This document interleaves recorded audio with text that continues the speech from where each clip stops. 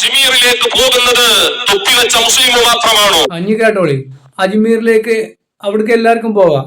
ഇത് വേറൊരാൾ പറഞ്ഞ കൂടി അതിൽ പറഞ്ഞു എന്നുള്ളതാണ് ഭരണത്തെ കുറിച്ച്. അജ്മീറിലേക്ക് തൊപ്പി വെച്ചോര് മാത്രല്ല പോണത്, ഹിന്ദുക്കൾക്കും പോവാം. അവിടെ പ്രത്യേക സൗകര്യമുണ്ട്, ആർക്കും അവിടെ പോകാം, പ്രാർത്ഥിക്കാം.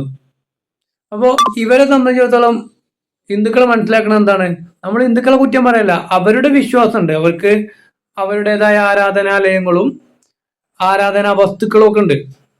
അതുപോലെ ഇവർക്കും ഉണ്ട് ആരാധനാ വസ്തുക്കളും ആരാധനാലയങ്ങളും. പിന്നെ രണ്ടൊന്നല്ലേ?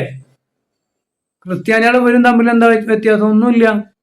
രണ്ടു കൂട്ടരും നബിമാരുടെ ജന്മദിനം ആഘോഷിക്കുന്നുണ്ട്. ഓരോ നബിന്റെ, അത് മുസ്ലിങ്ങളെ നബിയും തന്നെയാണ്. മുസ്ലിങ്ങളും അംഗീകരിച്ച പ്രവാചകൻ തന്നെയാണ് ഈസാ നബി. അവര് ഈസാ നബിന്റെ ജന്മദിനം ആഘോഷിക്കുന്നു. ഇവിടെ സമസ്തക്കാരെന്ത് ചെയ്യണ്?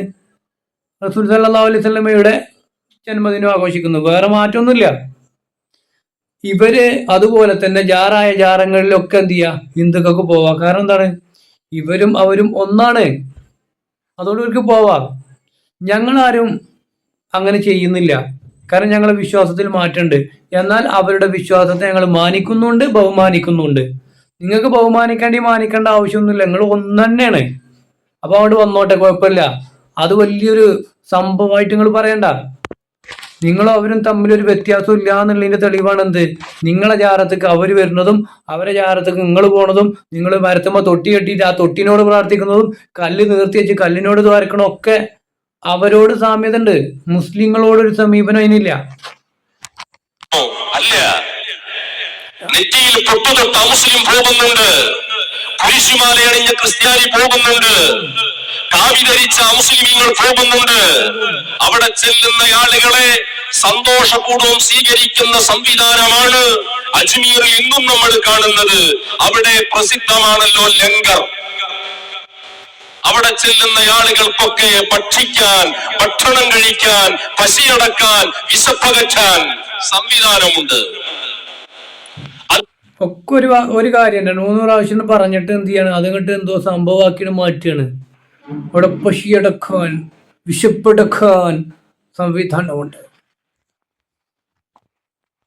അത് എല്ലാ ആളുകൾക്കും, മുസ്ലിങ്ങൾക്കെന്ന് മാത്രമല്ല അമുസ്ലിമീങ്ങൾക്കും ഭക്ഷിക്കാൻ ഭക്ഷ്യയോഗ്യമായ ശൈലിയിലുള്ള സംവിധാനമാണ് ആ ലങ്കറിൽ ഇന്നും ഏർപ്പെടുത്തിയിട്ടുള്ളത്. അനുഷ്ഠാനങ്ങളനുസരിച്ച് ജീവിക്കാനും വിശ്വസിക്കാനും ആ വിശ്വസിക്കുന്ന ആശയത്തെ പ്രചരിപ്പിക്കാനും ഇന്ത്യ രാജ്യത്തിന്റെ ഭരണഘടന അനുവാദം തരുന്നുണ്ട്. നിങ്ങൾ ഈ കാന്തപുരത്തിന്റെ ഗുണ്ടായിസം, പണ്ടത്തെ ടൈഗർ ഫോഴ്സ്, ജമിയത്തുൽ ഇസ്ലാമിയ, ആൾക്കാരെ കൊല്ലല്, അമുസ്ലിമീങ്ങളെ വാഹനങ്ങൾ കട്ടുകൊണ്ടുവരല്, സിനിമാ ടാക്കീസിന് തീ കൊടുക്കല്, കള്ളിഷാപ്പ് കത്തിക്കല്, അങ്ങനൊക്കെ ഗുണ്ടായിസം നടത്തിയ ഒരു കാലങ്ങളൊക്കെ ഉണ്ടായിരുന്നു. കേട്ടല്ലോ, ഒരു കാലത്ത് ഇവരൊക്കെ ഉണ്ടായിരുന്നു. ഇവരെ കൊണ്ടും ഗുണ്ടായുധം കാണിപ്പിച്ചിട്ടുണ്ടായിരുന്നു. സിനിമാ തിയേറ്ററിന് തീയിടുക, കള്ള് ഷോപ്പ് കത്തിക്കുക, അമുസ്ലിങ്ങളെ കൊല്ലുക, അതൊക്കെ ഇവൻ ചെയ്തിട്ടുണ്ടെന്ന്. ഇവനെ പിടിച്ചകത്താക്കണ്ടേ? പോലീസുകാരൊക്കെ എവിടെ പോയി? നിയമപാലകരൊക്കെ ഒന്ന് ശ്രദ്ധിക്കുക. ഇങ്ങനെയുള്ള ആളുകളൊക്കെ ഒന്ന് അകത്താക്കി. കുറച്ച് ആളുകളൊന്നല്ല കൊന്നതെന്ന് ഓൻ തന്നെ പറയുന്നുണ്ട്. വിഭാഗീയത മുജാഹിദുകൾക്കാണെന്ന് പറഞ്ഞ ആളുകളുടെ ആളാണ് ഇയാള്. തൊപ്പിയും തലപ്പാവൊക്കെ കണ്ടില്ല നിങ്ങള്? ഇവന്റെ കുറച്ച് ആശയങ്ങൾ കേട്ടോളി. ഇതൊക്കെ ഒന്ന് തന്നെയാണ്. മുജാഹിദുകൾ ഇവിടെ അമുസ്ലിങ്ങളോടും ഉണ്ടാൻ പാടില്ല എന്നൊക്കെ പറഞ്ഞു എന്നൊക്കെ പറയുന്ന ആളുകളുടെ നിലപാട് ഇവരുടെ വായിന്ന് എന്തൊക്കെയാ വരുന്നത് നിങ്ങൾ കണ്ടോളി.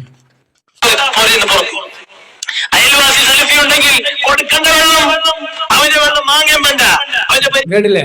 അയൽവാസി സെൽഫി ഉണ്ടെങ്കിൽ കൊടുക്കേണ്ട വെള്ളം അവന്റെ വെള്ളം വാങ്ങും വേണ്ട. ഇവരൊക്കെ ആശയം വെച്ചിട്ട് നോക്കുമ്പോൾ ഒരാൾ റോഡ് സൈഡിൽ വീണ് കിടക്കേണ്ടത് വിചാരിച്ചോളൂ, വാഹനാപകടം. അപ്പൊ ആദ്യം ബോധം ഉണ്ടെങ്കിൽ ഓനോട് ചോദിക്കണം മുജാഹിദാണോന്ന്. ആണെങ്കിൽ അവിടെ കടന്നോട്ടേന്ന്, ഇല്ലെങ്കിൽ കൊണ്ടുപോയാൽ മതി. മുസ്ലിങ്ങളാണെങ്കിൽ കൊണ്ടുപോയിക്കോളി. മുജാഹിദുകളോട് നിലപാട് ഇങ്ങനെ തന്നെ പറ്റുള്ളൂ എന്ന്. അഥവാ മുജാഹിദിനോട് മുണ്ടാൻ പാടില്ല, സലാം പറയാൻ പാടില്ല. ഓൻ സലാം പറഞ്ഞ ഇങ്ങനെ കൈകൊണ്ട് കാട്ടിയിട്ട് അവിടെ വെച്ചോളുക, മടക്കരുത്. എന്താണ് സലാം? അസ്സലാമു അലൈക്കും എന്ന് പറഞ്ഞാൽ എന്താണ് അർത്ഥം? നീ ചങ്ങായിനോട് ചോദിച്ചവൻ അറിയണ്ടാവില്ല. ഇവൻ തന്നെ പറയുന്നുണ്ട്, ഓല് തലി കെട്ടിയ മറ്റേ APക്കാരോട് ഒരു തലി കെട്ടെടുത്തിട്ട് എന്ത് ചെയ്താൽ മതി? തെങ്ങ് കയറാൻ തളപ്പാക്കി കൂടെ എന്ന് ചോദിച്ചിട്ടുണ്ട്. നമുക്ക് ചോദിക്കാനുള്ള എന്താണെന്നറിയോ? നിങ്ങൾ ആ തലി കെട്ടെടുത്തിട്ട് തൊള്ളി തിരിക്കാല് ആൾക്കാർക്ക് ഒരു ശല്യം ഉണ്ടാവില്ല. ഈ ജാതി വർത്താനല്ലേ പറയണത്, ബാക്കി കൂടി പറയും. പരിപാടിക്ക് പോകണ്ട.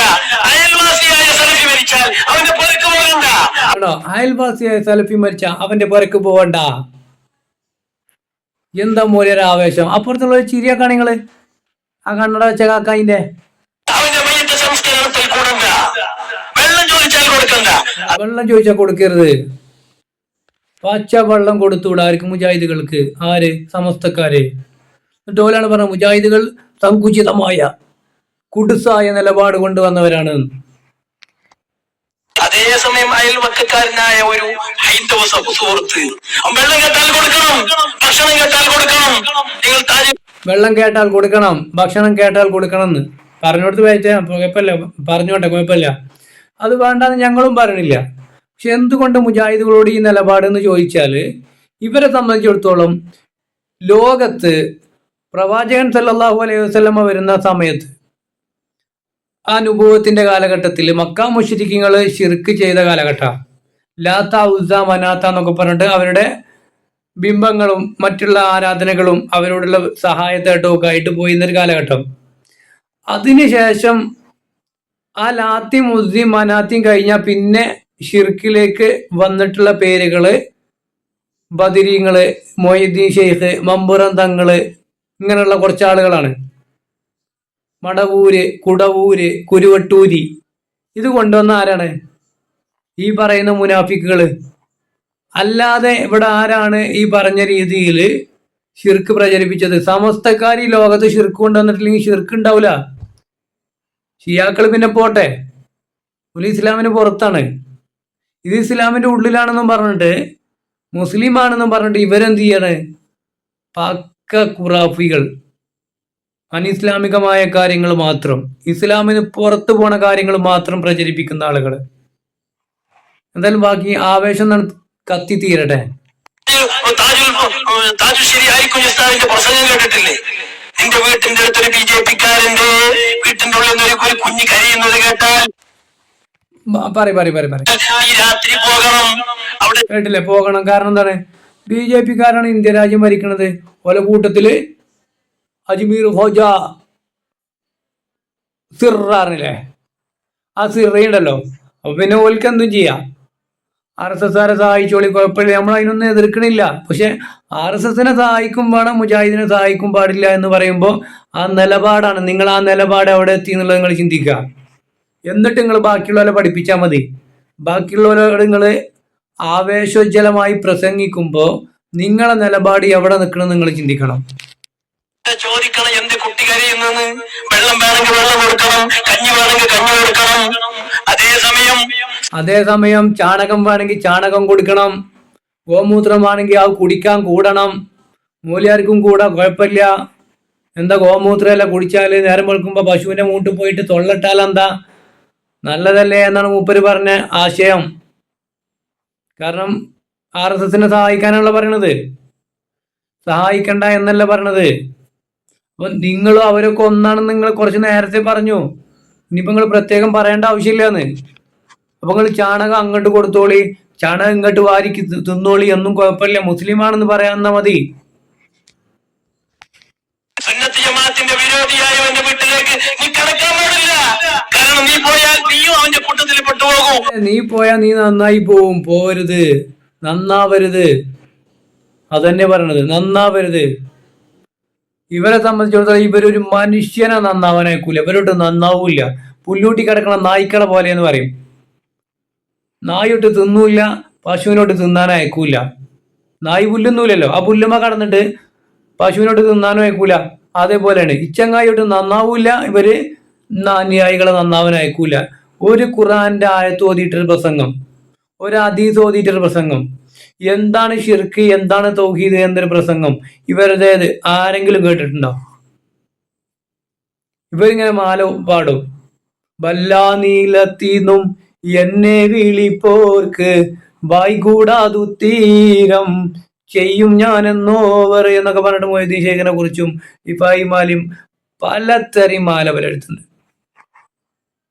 അല്ലാതെ ഒരു ഹദീസ് ഒന്നും വേണ്ട, ഒരു ഫാത്തിഹന്റെ ഒരായത്ത് എടുത്തിട്ട് അൽഹംദുലില്ലാഹി റബ്ബിൽ ആലമീൻ എന്ന് പറഞ്ഞൊരു അർത്ഥം പറഞ്ഞ് അത് കൃത്യമായിട്ട് ഒരു മുസ്ലിമിന്റെ കോലത്തിൽ വിശദീകരിക്കുന്ന ഒരു പ്രസംഗം എവിടെയെങ്കിലും കേൾക്കാൻ പറ്റുമോ? പക്ക കുഫിരിയത്തല്ലാതെ. എന്നിട്ട് പറയാ ഞങ്ങൾ മുസ്ലിങ്ങളല്ല. ചിക്കമകളൂർക്ക് സഹോദരങ്ങളെ കുരുമുളക് കച്ചവടത്തിന് വന്നിട്ട് സുന്നിയായ ആൾ സലഫിയായതുപോലെ. അതുകൊണ്ട് ഞാൻ പറഞ്ഞു വരുന്നത് അതെ, സുന്നിയായ ആള് സലഫി ആവും, പറഞ്ഞിട്ട് കാര്യമില്ല. കാരണം എന്താണ്, ഇസ്ലാമിനെ കുറിച്ച് അവര് പഠിക്കുമ്പോ മാറും. എന്താണ് മുസ്ലിം ചെയ്യേണ്ടത്, എന്താണ് അടിസ്ഥാന വിശ്വാസം, എന്താണ് അള്ളാഹു അല്ലാത്തവരെ ആരാധിച്ചാലുള്ള പ്രശ്നം. ഇവർ പറയാണ് അള്ളാഹ്ക്കുള്ള കഴിവ് ഒന്നും ആർക്കും ഇല്ല എന്ന് വിശ്വസിച്ച് ബദ്രീങ്ങളെ രക്ഷിക്കണേ എന്ന് പ്രാർത്ഥിക്കാം, മൊയ്തീൻ ശൈഖെ രക്ഷിക്കണേ എന്ന് പ്രാർത്ഥിക്കാം, കാക്കണേ സ്വർഗത്തിൽ കൊണ്ടോണേ എന്ന് പ്രാർത്ഥിക്കാം. ഇവർ പറഞ്ഞ ആശയം തമ്മിൽ യോജിപ്പിച്ച് നോക്കുമ്പോൾ നമ്മളിപ്പോ പച്ചക്ക് പറയുകയാണെങ്കിൽ എല്ലാ സ്ത്രീകളെയും നമുക്ക് ഒരേപോലെ കാണാൻ പറ്റും. ഉമ്മാനെയും പിന്നെ പെങ്ങന്മാരെയും ഇളയമാരെയും മൂത്തന്മാരെയും ഒക്കെ ഒരേപോലെ. മനസ്സിലായില്ലേ ഞാൻ പറഞ്ഞതിന് ഉദ്ദേശം? എന്ത് വിചാരിച്ചാൽ മതി, ഓലൊക്കെ നമ്മളെ പെണ്ണുങ്ങളാണെന്ന് വിചാരിക്കുക.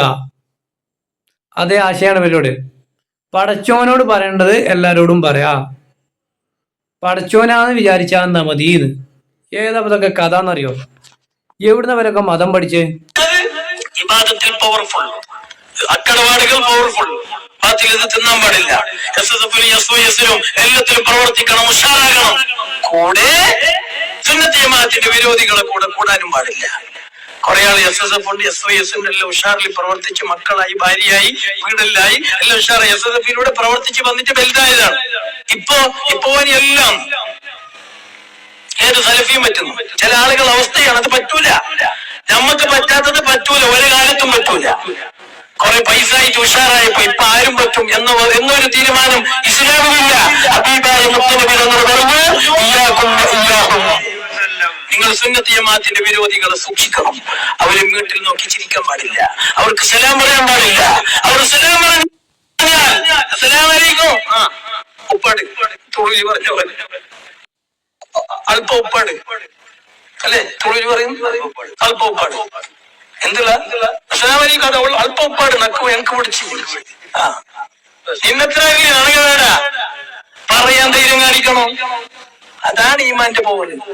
കേട്ടില്ലേ? ഓല ഈമാന്റെ പവർ എന്താ പറയാ? അസ്സലാമു അലൈക്കും, നിനക്ക് താങ്കൾക്ക് അള്ളാഹുവിന്റെ രക്ഷയുണ്ടാവട്ടെ എന്നൊരാൾ പറഞ്ഞാല് തിരിച്ച് നിങ്ങൾക്കും ഉണ്ടാവട്ടെ എന്ന് പറയാൻ പറ്റൂല. അപ്പോ ഇവനെ ഈ ഇരിക്കണ മൂലാരെ സംബന്ധിച്ചിടത്തോളം, ആ തലികെട്ടാറുണ്ടല്ലോ, ഓനെ സംബന്ധിച്ചിടത്തോളം ഓനോട് ഒരാൾ പറയണ അള്ളാഹുവിന്റെ രക്ഷ ഉണ്ടാവട്ടെ, എനിക്കാ രക്ഷ വേണ്ട, ഓനെ ആരെ രക്ഷ മതി, മടവൂന്റെ രക്ഷ മതി. പിന്നെ ഓനെ പറഞ്ഞിട്ട് കാര്യമുണ്ടോ? അള്ളാഹുവിന്റെ രക്ഷ ആവശ്യമില്ലാത്ത ആൾക്കാരാണ് ഇവര്. പിന്നെ ഓലോട് സലാം പറയേണ്ട ആവശ്യം തന്നെ ഇല്ല. ഓൽക്കെന്ത് പടച്ചോന്, മടവൂര് ഞങ്ങളെ പടച്ചോനെന്ന് മാല പാടുന്ന മനുഷ്യന്മാരാണേ.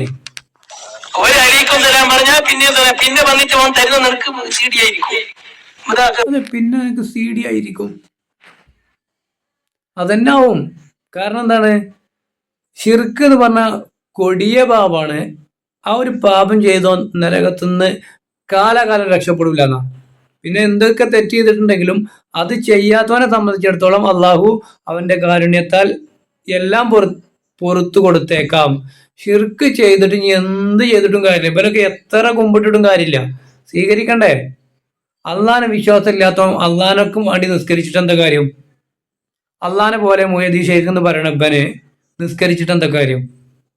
ദ്വാരുന്നിട്ട് എന്താ കാര്യം? പിന്നെ ഓനെന്തിനാ അള്ളാന്റെ രക്ഷ? സലാം പറയേണ്ട ആവശ്യം എന്താ അവനോട്? ഇല്ലല്ലോ.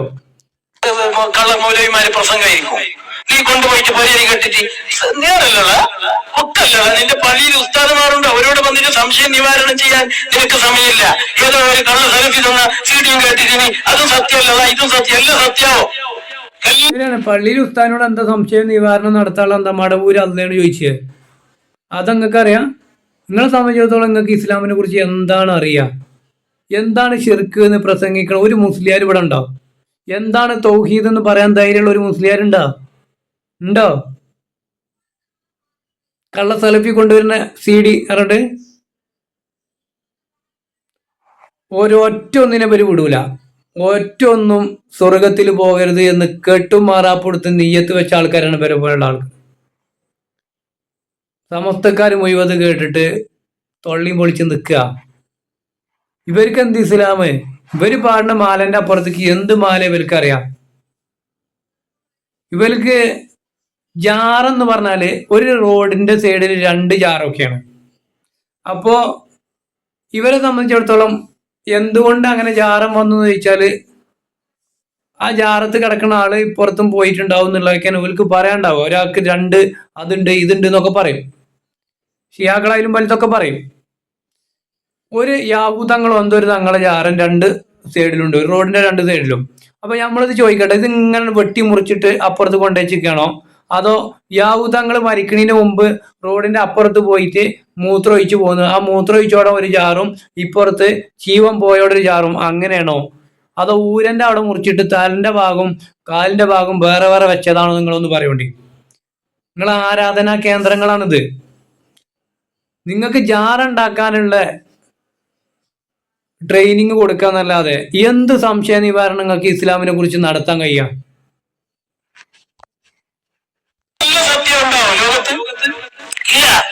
ഇല്ല, എല്ലാം സത്യം ഉണ്ടാവില്ല മുസ്ലിയാരെ, എല്ലാം സത്യം ഉണ്ടാവില്ല. ഇസ്ലാമിനെ കുറിച്ച് നിങ്ങൾ പറ്റുമെങ്കിൽ ഒന്ന് പഠിച്ചിട്ട് അത് ആളുകളിലേക്ക് എത്തിക്കാൻ നോക്കി, അല്ലാതെ ജാറുണ്ടാക്കി മത്സരിച്ചില്ലേ. ഇസ്ലാമിലേക്ക് ആൾക്കാരെ കൊണ്ടുവരാനുള്ള ബുദ്ധിമുട്ട്, അതിന്ന് കൊണ്ടുപോകാൻ വലിയ ബുദ്ധിമുട്ടില്ല. അത് നിങ്ങൾ എടുക്കേണ്ട പണിയില്ല, ശൈത്താൻ എടുക്കും. ശൈത്താൻ നിങ്ങളെ ഏൽപ്പിച്ചുകൊണ്ട് നിങ്ങളെ എടുത്തേ തീരൂ. ശൈത്താൻ തന്നെ പണി കുറവാ. കാരണം എന്താണ്? കണ്ടമാനം ആൾക്കാരെ കൊണ്ടുപോയി കൊടുക്കും, ദിവസം തന്നെയല്ലേ പണി.